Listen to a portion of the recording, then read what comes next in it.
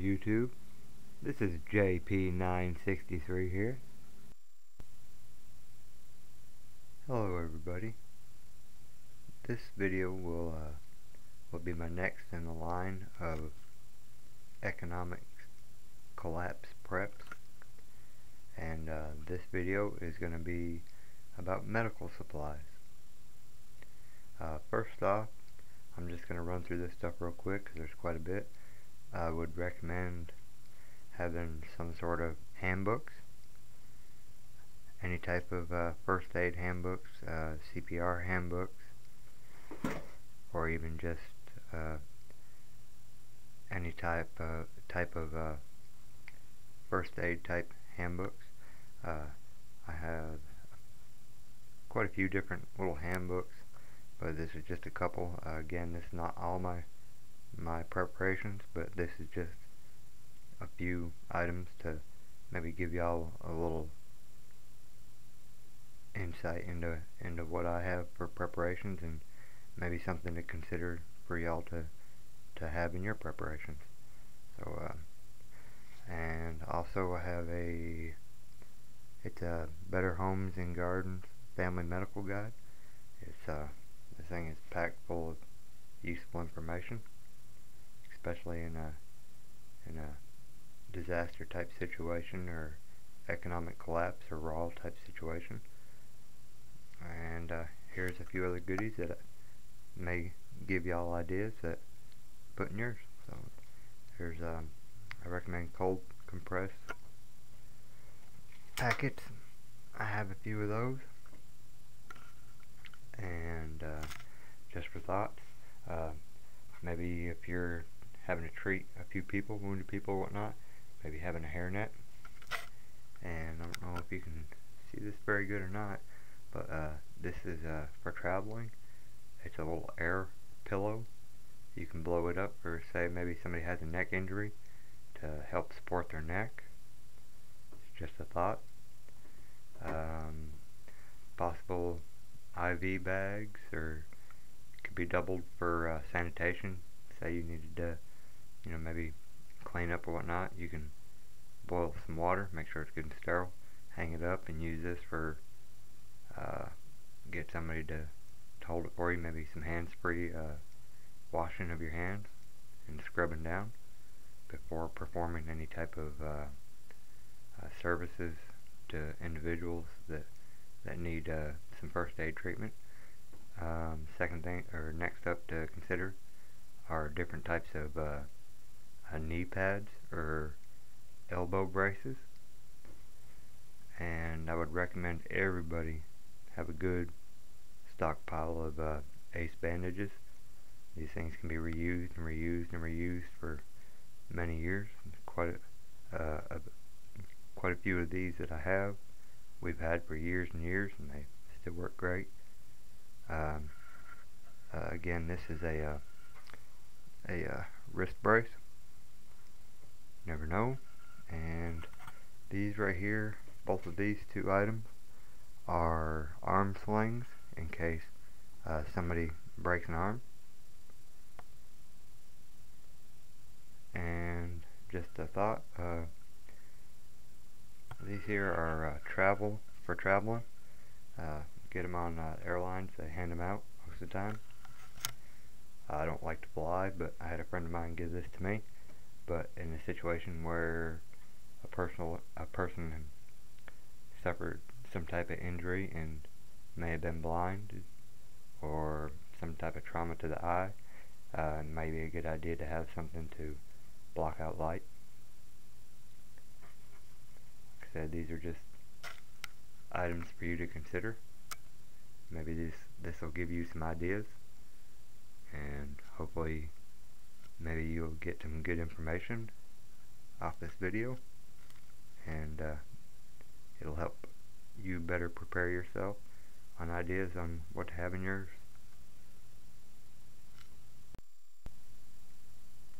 Some other necessities, I think, to have in your medical kit are, you need to make sure you have a good supply of different types of bandages and gauze pads in different size patches.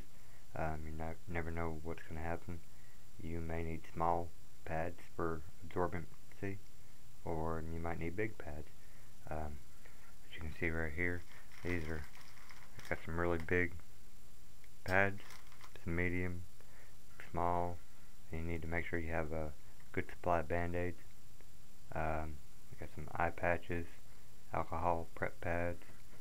You need to make sure you have an old school type thermometer, because when batteries are hard to get a hold of, you might want to make sure that you have one that you know is going to be dependable and you don't need to replace the batteries. Then again, some more first aid guides. This is some New Skin liquid bandage. This here is some silver sulfadizine silver sulfadizine cream.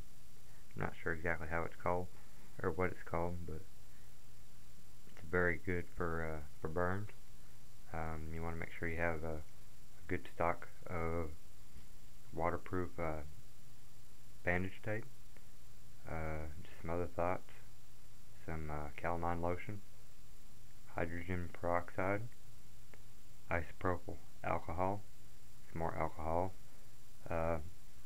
Keep some garbage bags in your medical supplies, because if you need to dispose of some bloody rags or bandages and stuff like that, you know, sanitation is going to be key. You want to make sure you have something to dispose of everything, and try to make sure that no diseases are contracted. And let's see, we've got some anti-diarrhea tablets. We got some different multivitamins and some vitamin C. Whatever type of vitamins you like to take, I would recommend having some of those stocked up. Some foot powders. Athlete's foot powders, whatever. Some chloroseptic throat spray in case of a sore throat. This here is it's a dropper for measuring medications, and it's especially useful in measuring children's medications. This is a pain relieving spray, and we got some blood clotting spray, some bandage spray, and these are CPR micro shield clear mouth barriers if you have to give somebody CPR. Let's see, some triangular bandages, eye dressings, band-aids,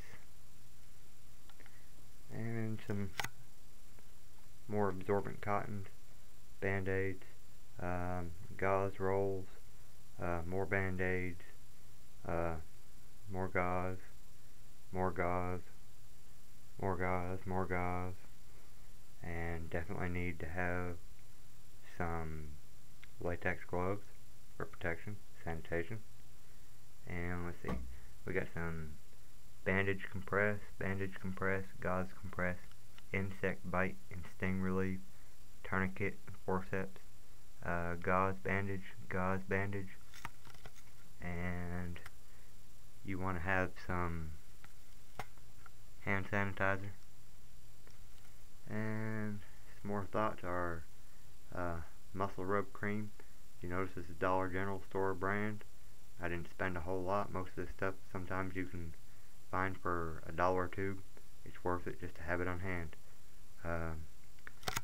We got some medicated anti-itch cream, some hydrocortisone cream. We've got some triple antibiotic ointment. I highly recommend stocking up on a lot of this for just everyday scrapes, cuts, nicks, whatever. This stuff is great. I use it all the time. My family uses it all the time. Another thing to consider would be go ahead and get you a big pack of paper napkins. You never know, you may end up running out of gauze pads or whatnot for whatever type of emergency. These may come in handy. I said, this is just a few of my supplies.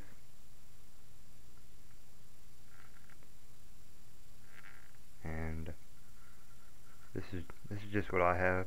I also have different types of scissors.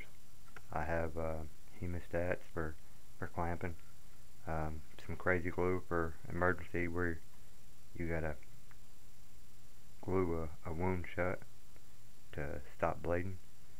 May possibly, you know, if somebody's in a situation where they could bleed to death from an open wound, you'd want to try to be able to seal it until you can get to a point where you can suture it up.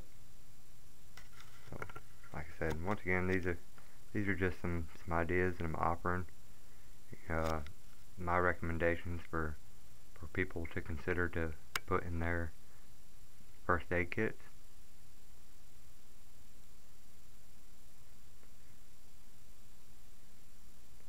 And I definitely can't stress enough to, whenever you can run across first aid guides or books, medical guides, especially if you can find them at yard sales and stuff like that, I'd say buy them up, because knowledge is key. The more knowledge that we have, you know, the better off we'll all be, especially in a situation where we might not be able to leave to go to somebody for help. I mean, I think we're going to have to end up doing more things for ourselves as opposed to going to somebody else to help us. So, just something to consider.